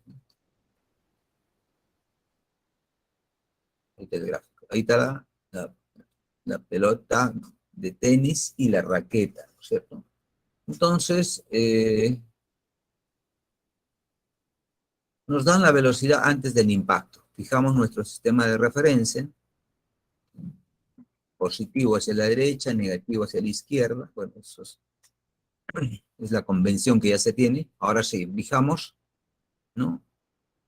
La velocidad de la pelota, ¿no? Viene de derecha hacia izquierda, ¿correcto? ¿Sí? Entonces, ¿qué va a hacer? ¿Qué va a hacer la raqueta? Le va a aplicar una fuerza, por lo tanto va a imprimirle un impulso, ¿correcto? Un impulso, ¿cierto? Está imprimiendo un impulso, ¿ok? Pero la pelota inicialmente venía con una velocidad v sub 0, ¿correcto? Y después sale con una velocidad de este tipo, ¿no? V. Entonces tiene una velocidad cual llega a la raqueta y una que por la cual sale, ¿no? Y como consecuencia tiene un impulso. Entonces, lo que nosotros debemos hacer es ver cuánto es la velocidad justo después del impacto. O sea, esta velocidad de aquí. ¿Sí? Esta velocidad. ¿Cierto? Eso es lo que nosotros tratamos de observar.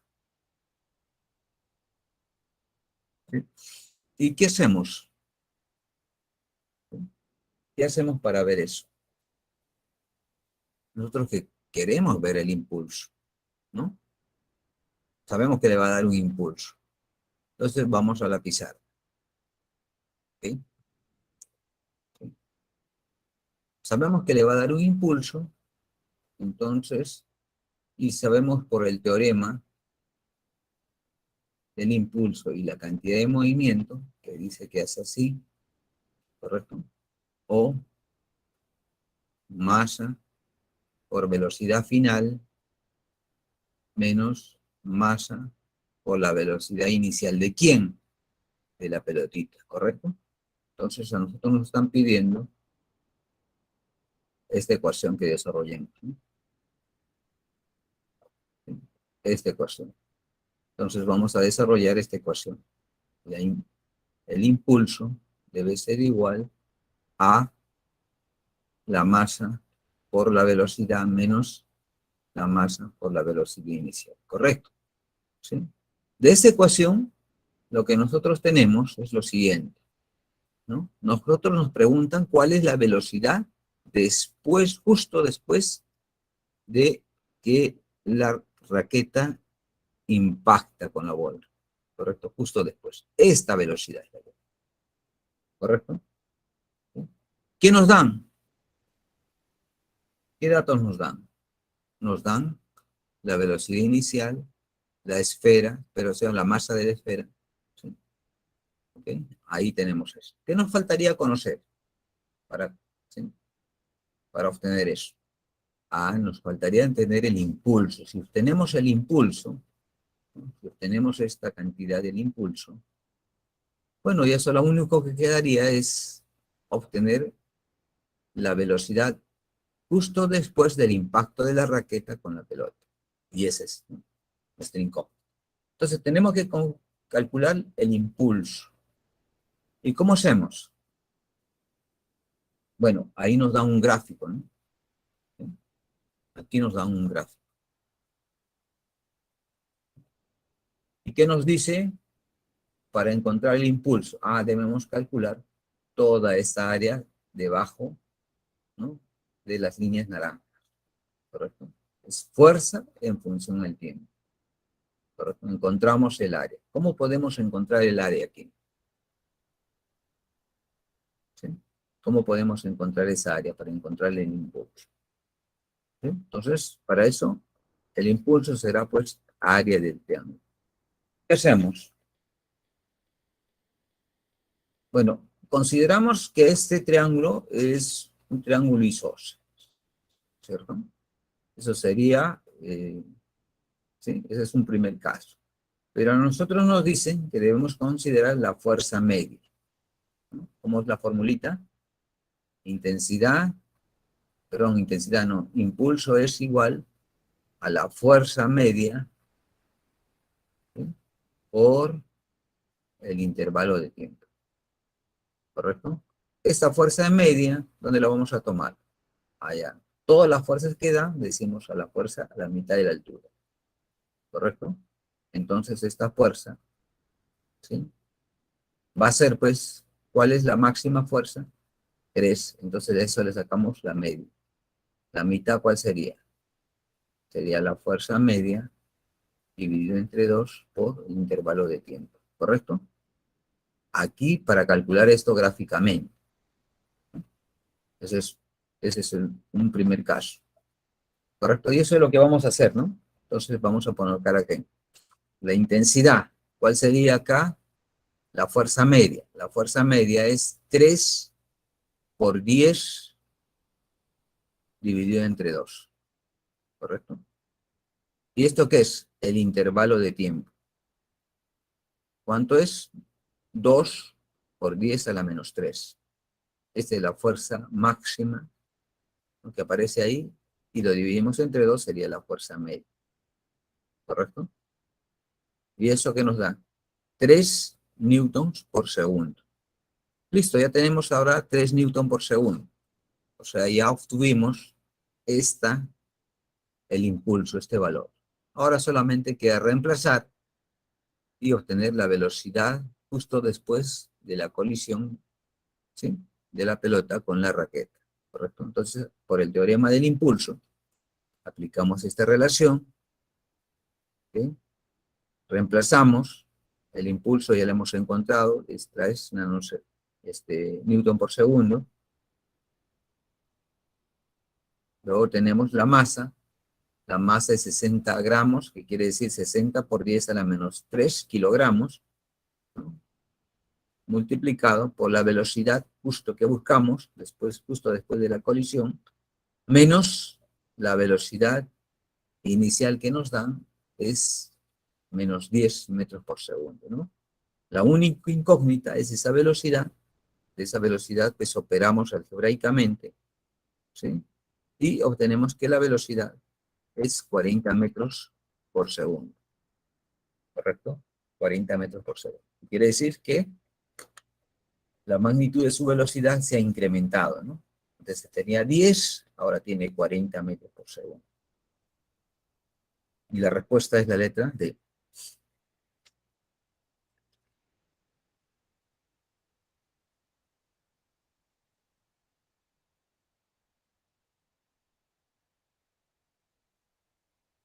¿Comentarios, jóvenes?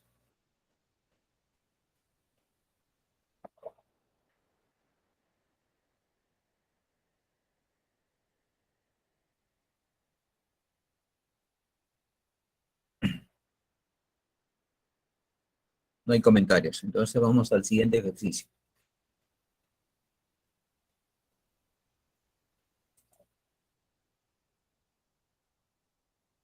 La figura 6.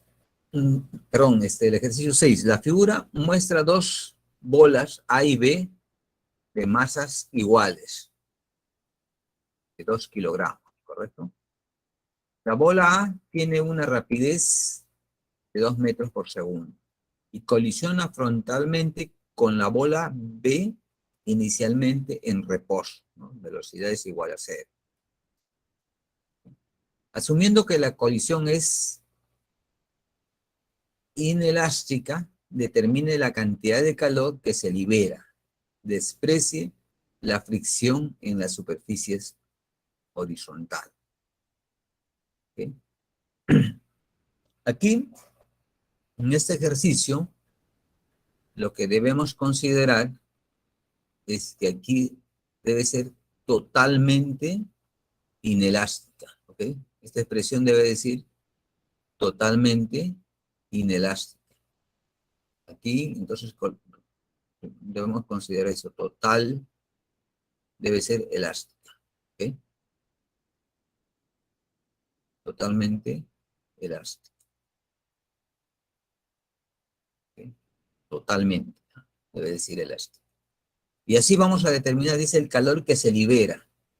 Pues nosotros sabemos que por el principio de conservación de energía, nosotros vamos a ver que se libera una cantidad de calor. Por la razón, porque si la colisión es inelástica, algo de calor o algo de energía mecánica se va a disipar. ¿Correcto? ¿Qué nos pide? Calculemos la cantidad de calor que se libera. Acá nos está indicando pues que va a haber por efecto de fricción durante la interacción de las dos esferas, van a liberar calor, ¿correcto? Y eso es justamente lo que nosotros queremos.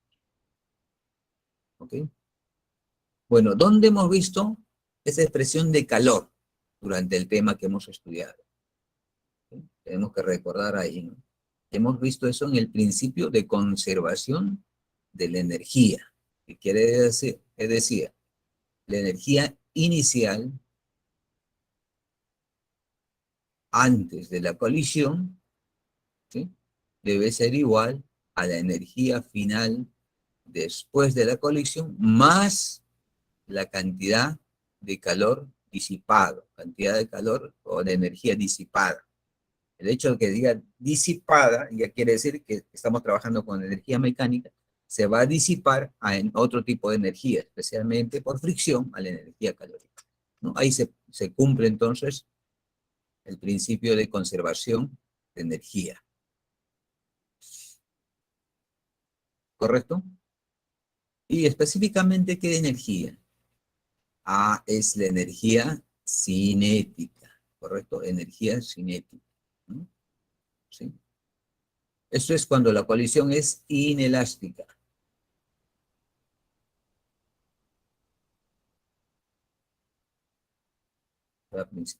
Y cuando la colisión es elástica,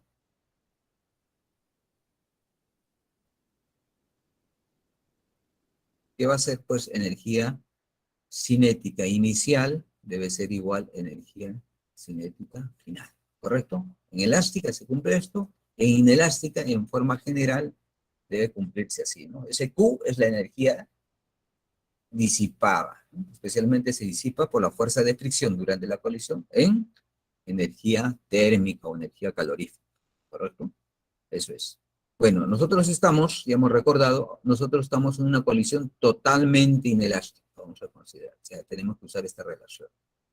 ¿Ok? Listo.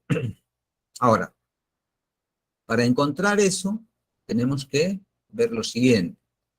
Veamos, antes de la colisión tenemos las dos esferas, ¿no?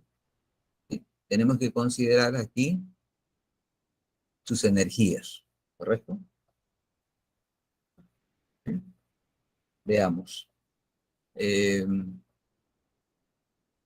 bueno, en este caso, como va a ser totalmente elástica, las dos esferas inicialmente están así, ¿sí? Cada uno con su velocidad, incluso una de ellas tiene cero, la velocidad de B, y la de A, que tiene su velocidad, tiene un valor diferente, ¿no es cierto? De A, inicial, ¿correcto? De A.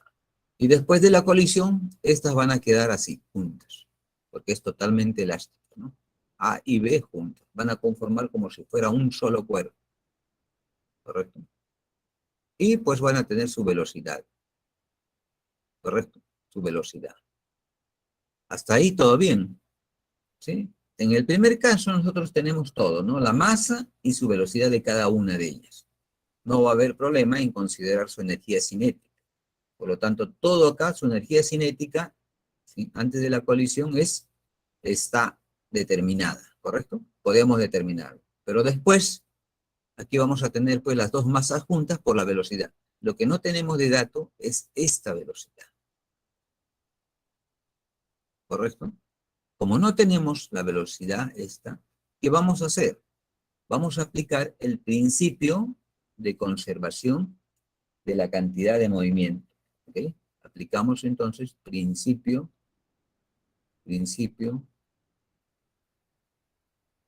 de cantidad de movimiento, ¿correcto? Así. ¿Sí? Eso significa cantidad de movimiento inicial debe ser igual a cantidad de movimiento final, ¿sí? Para este caso, antes y después, ¿correcto? Si es así, entonces pues podemos calcular, ¿no? Esta velocidad. ¿Cómo sería? Sería la masa de A. ¿Sí? Cuando las masas son iguales, vamos a, ¿sí? La velocidad de A más la masa y con la velocidad de B, pero la velocidad de B es cero, por lo tanto este término todo se hace cero, ¿correcto? La velocidad de B es cero, ¿cierto? Listo. Y eso debe ser igual, como hemos considerado que sea totalmente elástica, las dos esferas van a tener lo siguiente: masa de uno más masa de otro serían 2B por la velocidad que las dos juntos. Justo esta velocidad deseamos saber, ¿correcto? Entonces, tenemos esta masa, tenemos esta velocidad, la suma de las dos masas, y podemos de aquí encontrar esta velocidad. Como ya tenemos esta velocidad, ahora sí, nos vamos, ¿no?, a aplicar aquí, ¿sí?, la energía cinética final, ¿correcto? Entonces, primero que tenemos que encontrar, por el principio de conservación de la cantidad de movimiento, la velocidad después de la colisión, ¿correcto? Y luego aplicamos, ¿no?, el principio de conservación de energía para las colisiones inelásticas, con el objetivo de obtener el Q. ¿Ok? Vamos a hacer eso entonces, ¿no?, antes de la colisión y después de la colisión. Veamos ahí, en su respectivo sistema de referencia. Las dos esferas paran juntas después de la colisión, ¿correcto? Para recordar, simplemente vamos a trazar esto, las dos están juntas, ¿ok? Y por lo tanto, tienen su propia velocidad. Esta velocidad no la conocíamos y para eso tenemos que aplicar el principio de conservación de la cantidad de movimiento, ¿ok? Aplicamos eso. Entonces, solución de la conservación de la cantidad de movimiento, antes y después, vemos pues que es la masa de A por la velocidad de A más la masa de B por la velocidad de B. Y esa debe ser igual después. ¿Cuánto es la suma de esas dos masas por una velocidad común? ¿Correcto? Esa velocidad debemos encontrar, ¿no? Reemplazando, todo este término es cero, como ya hemos indicado, 2 por 2, 4, acá también hay 4, entonces la velocidad es 1 metro por segundo. Esa velocidad B, ahora ya la tenemos, ¿correcto? Ahora sí, aplicamos el principio de conservación de energía para colisiones inelásticas, totalmente inelásticas, ¿no? Conservación de la energía, entonces, antes de energía cinética, igual a la energía cinética después, más Q. ¿Tenemos antes? Sí, pues, ¿no? La única que tiene movimiento es esta, por lo tanto su energía cinética debe estar expresada, ¿correcto? Ahí está, ¿no? Esta sería antes, ¿sí? La otra es cero, porque está para estacionada, en reposo. Y después, las dos masas, ¿no? Acá ya estamos poniendo las dos masas, son iguales. Entonces, pues aquí tenemos la velocidad, que ya la hemos encontrado, y se encuentra, y de esa manera, pues tenemos todos los datos, solamente nos queda evaluar cuánto vale la cantidad de energía calorífica disipada, ¿correcto? Reemplazamos, y vemos que Q es igual a 2 joules. Respuesta a la letra B.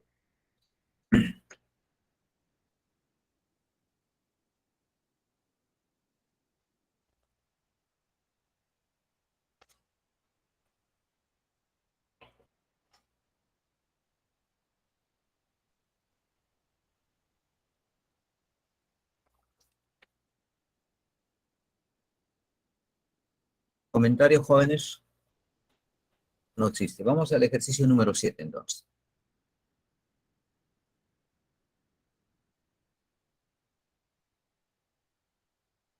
Ejercicio 7 dice, la densidad del planeta Marte es aproximadamente 5 octavos de la densidad de la Tierra y su radio es 16 sobre 25 del radio de la Tierra. Determine la magnitud de aceleración de la gravedad en la superficie de Marte, si en la Tierra tiene este valor, ¿no? 10 metros por segundo al cuadrado. ¿Correcto? Entonces nos están diciendo, determine la aceleración de la gravedad en la superficie de Marte, ¿correcto? Prácticamente nos están diciendo pues, cuánto vale en la superficie de Marte. ¿Okay? ¿Cuánto es eso? ¿Sí? En Marte, o la superficie de Marte, ¿no? Vamos a ponerlo acá, la superficie de Marte, en Marte, ¿correcto? Ahí está. Listo. Entonces, aquí, ¿qué nos están dando de datos? Nos dice densidades del planeta Marte y de la Tierra. Tienen esa relación 5 octavos, ¿correcto? Luego nos dan la relación de los radios de ambos, ¿cierto? ¿Sí? Entonces, aquí vamos a resumir lo siguiente, ¿no? Vamos a tener, ¿qué cosa? Las densidades, ¿sí? De Marte dice que es igual a los 5 octavos de la densidad, 5 octavos de la densidad de la Tierra. Rho le vamos a decir, Rho sobre Rho sub 0, vamos a hacer la densidad de la Tierra, ¿correcto? En otro, luego nos dice, pues, que la relación del radio de Marte en relación al radio de la Tierra debe ser igual a 16 sobre 25, ¿correcto? Así. 16 sobre 25. Eso es lo que nos dan. Esos son los dos datos, ¿correcto? Vamos trabajando en función de esos datos, ¿ok? ¿Y qué nos piden? Ah, nos dicen, pues, ¿cómo se llama? ¿Cuál es la densidad? Perdón, ¿cuál es la aceleración de la gravedad en la superficie del planeta Marte. Nos están diciendo así, ¿cuál es su G del planeta Marte? Correcto, eso es. Y nosotros sabemos cómo podemos calcular. Nos dice pues la ley de la gravitación, nos dice que debe ser la constante G, la masa de Marte, correcto, la masa de Marte dividido entre su radio de Marte, correcto. Eso es lo que nosotros tenemos que calcular. ¿Sí? ¿Sí? Entonces, vamos a tratar de ver cómo calculamos eso, ¿cierto? Si nosotros tenemos la masa y el radio de Marte, sería magnífico, ¿no? Porque esta constante universal es un valor efectivamente que no nos da. Pero veamos cómo lo vamos a hacer. Entonces, lo que vamos a hacer es lo siguiente. Empezaremos con la primera relación que nos dan, densidad. Nosotros, densidad, ¿qué cosa es? Bueno, sabemos que es masa, a ver, vamos a cambiar de color. Es masa sobre volumen, ¿correcto? Todo sería eso de Marte, ¿no? Entonces podemos hacer pues que este es 5 octavos de ¿quién? La densidad de la Tierra. La densidad de la Tierra vamos a hacer que sea así, m sub 0 sobre b sub 0, ¿correcto? De aquí podemos obtener una relación entre la masa operando, entre la masa del planeta Marte al masa de la Tierra, y nos va a dar una relación de la siguiente manera, que va a ser el 5 octavos ¿de quién? De los volúmenes, ¿no es cierto? Volúmenes. ¿Volúmenes de quién? De Marte en función al de la Tierra, ¿correcto? Eso es lo que tenemos que ver. Y conocemos los volúmenes. A ver, ¿conocemos los volúmenes? Sí, pues podemos incluso colocar eso, ¿no?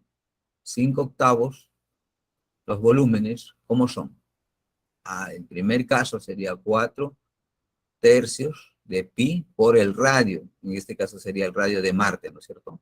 Aquí en el cubo. Aquí también ponemos 4 tercios pi, el radio de quién? De la Tierra. El cubo. Listo. ¿Qué hacemos luego? Estos términos se van a ir y van a encontrar una relación de radios. A las finales, lo que vamos a ver es la masa sobre la masa inicial debe ser igual a 5 octavos, ¿correcto? Y la relación de radios, ¿sí? R3 sobre R sub 0. Hubo también, ¿correcto? Y eso, pues, tenemos una relación entonces aquí que hemos encontrado. Relación de las masas y relación de los radios. Listo. Y justo en nuestra expresión aparece masas y radios. Es un buen indicio, ¿no es cierto? ¿Ok? ¿Qué más debemos tener? Y esto es un buen síntoma, ¿no es cierto? Ya tenemos esa relación. Hasta ahí, todo bien. Luego tenemos que recordarnos lo siguiente. Si esto es para Marte, o sea, esto de acá, el color amarillo es para Marte, para Tierra, ¿cómo va a ser? La gravedad de la Tierra a nosotros nos dan como dato, ¿sí? Y esa gravedad de la Tierra debe ser también a la constante universal, ¿sí? La masa de la Tierra, m sub 0, y el radio de la Tierra, ¿correcto? Acá creo que faltó ponerle al cuadrado, ¿ok? Sí, aquí es al cuadrado, y también es el cuadrado, ¿no? Podrían haberme indicado la corrección. ¿Cierto? Listo, ¿qué hacemos? Bueno, ya tenemos aquí, vamos a hacer lo siguiente, vamos a dividir esta expresión. A ver, ¿con qué color? A ver, con verde, para que sea acá. Voy a dividir la gravedad de Marte entre la gravedad de la Tierra, ¿correcto? Y así tenemos G, M sub 0, el R va a estar acá, perdón. Estamos equivocándonos, estamos dividiendo de Marte, ¿no? Sería G, M sobre R cuadrado, y en la parte inferior sería G, M sub 0 sobre R sub 0 al cuadrado, ¿no? Haciendo todas las necesarias simplificaciones, G se va, y en esa relación vamos a obtener, pues, ¿qué cosa? ¿Sí? Entonces vamos a obtener una relación de quiénes a quiénes, ¿no? Aquí va a estar M por R al cuadrado, y en la parte inferior M sub 0 por R al cuadrado. ¿Correcto? ¿Y dónde hemos obtenido esas relaciones? a un primer caso de las masas, tenemos aquí, lo reemplazamos en relación de masas, y de los radios, ¿sí? Y también tenemos pues la relación de radios que nos dan. ¿Dónde está? Aquí, ¿no? Está cuantificado, ¿correcto? Y también lo reemplazamos aquí, ¿no? En todo lo que haya radios lo vamos a reemplazar, porque aquí también la radiación de masas también va a ingresar, ¿correcto? Y una vez que tenemos eso, aquí nos va a salir un número, y eso lo hacemos igual a un número, ¿no? Esto va a salir un número, ¿correcto? Todo esto va a salir un número. Un número igual a esta expresión, bueno, ese número entonces va a estar multiplicado por la gravedad de la Tierra, que es un cero, y tenemos la gravedad de Marte. Eso es lo que vamos a hacer en lo siguiente, ¿no? Entonces ahí tenemos el planeta Tierra, Marte, masa de la Tierra, radio de la Tierra, ¿no? Masa de Marte, el radio de Marte, ¿ok? La densidad de la Tierra y la densidad de Marte. Por lo tanto, esa es la relación que nosotros tenemos. Pasamos a definir lo que es la masa de Marte sobre el volumen de Marte. Es igual a 5/8 de la masa de la Tierra sobre el volumen de la Tierra. ¿Correcto? Separamos ahí las masas, ¿correcto? Sería 5/8 de la relación, sale de volumen de Marte sobre el volumen de la Tierra. Reemplazamos esos volúmenes, como ya sabemos que se van estos términos, ¿sí? Y vemos que nos sale una relación entre las masas y los radios respectivos. A eso le llamamos una ecuación 1 y lo dejamos ahí, ¿correcto? Y nosotros sabemos por dato la relación de radios, para recordarnos, esto es dato, la relación de radios, ¿sí? Y eso también lo tenemos guardado ahí, ¿correcto? ¿Sí? Ahora aplicamos pues la ley de gravitación universal, nos recordamos que tiene que ser igual a es un cero en la Tierra que en la superficie de Marte, ¿cierto? Está dado de esa manera. Correcto, sería de la Tierra, muy similar debe ser para el caso de Marte, ¿correcto? Ahí está. ¿Qué hacemos? Dividimos la gravedad de Marte sobre la gravedad de la Tierra. Obtenemos esta relación, vemos que hay una relación de masas y de la Tierra, perdón, de los radios, ¿no? De las masas y radios. Ahora sí empezamos a reemplazar, ¿qué cosa? La relación de masas, o sea, las ecuaciones 1 y 2, lo reemplazamos en esta otra ecuación que le vamos a llamar 3, ¿correcto? Ahí está, ¿sí? A las finales vamos a obtener, operando todo, vamos a obtener una relación de todo este término igual simplemente a ese término, ¿no? ¿Sí? Como este radio sobre el radio de Marte sobre el radio de la Tierra es dato, ¿no? Aquí está, lo reemplazamos, sale el número 2/5, ese 2/5 lo vamos a igualar a este término o a este cociente, ¿no? Entonces de ahí simplemente pues vemos que G, la gravedad en la superficie de Marte debe ser 2/5 de la gravedad en la Tierra, ¿no? Ahí está. Y la gravedad de la Tierra es datos, 2/5 de 10, entonces sale operando 4 metros por segundo al cuadrado. La respuesta es la letra A. ¿Ok? Rápidamente el ejercicio número 8 se trata de 3 planetas. Nos piden la relación de fuerzas gravitacionales entre el planeta B y C sobre la fuerza de A y B. Cada planeta está dado con sus masas, ¿sí? Entonces aquí lo que tenemos que hacer es aplicar la fuerza gravitacional de cada uno de ellos, ¿no? Como tenemos las distancias, por decir, de BC, la distancia, ¿cuánto es? 4D. Y la de AB es solamente D, ¿correcto? Con sus respectivas masas, ¿no? Ahí tenemos, por decir, de AB, de BC, y dividimos justo la relación que nos piden, ¿no? Acá no hay mucho problema, dividimos eso, vamos a ver que se van a eliminar muchos términos en común, y vemos que esa relación es un cuarto, ¿no? La respuesta sería la letra A. ¿Tuvieron un comentario? No veo comentarios. Entonces, eso sería todo por la clase de hoy. Acá tengo algunas respuestas de los ejercicios propuestos. A ver, dice, si se entendió, profe, gracias. Ahí le dejo las respuestas. Y no duden siempre en hacerse preguntas, ¿no? Yo siempre la recomendación que le digo es que por lo menos revisen tanto los ejercicios como la parte teórica, y si algo de duda tienen, lo anotan.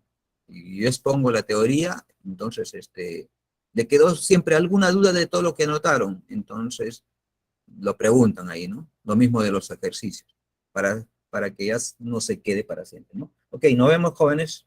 Disfruten su break. Hasta la próxima. Gracias, profe. Ya, chao.